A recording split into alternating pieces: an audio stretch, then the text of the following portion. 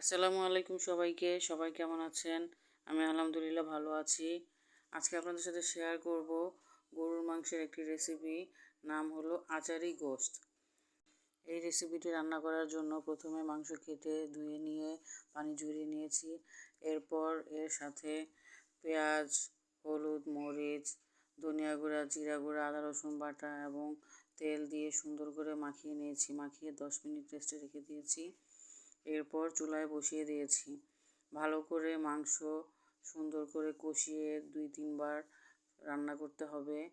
কষানো হয়ে গেলে যখন মাংস সিদ্ধ হয়ে আসবে, এ অবস্থায় পানি অ্যাড করে দিতে হবে।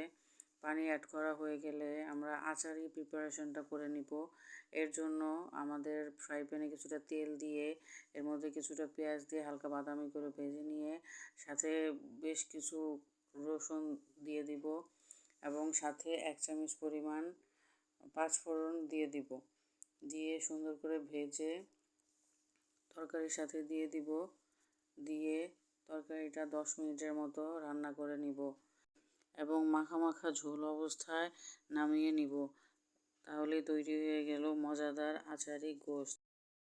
এই রান্নাটি খেতে এত সুস্বাদু হয়, সবাই ট্রাই করে দেখতে পারেন।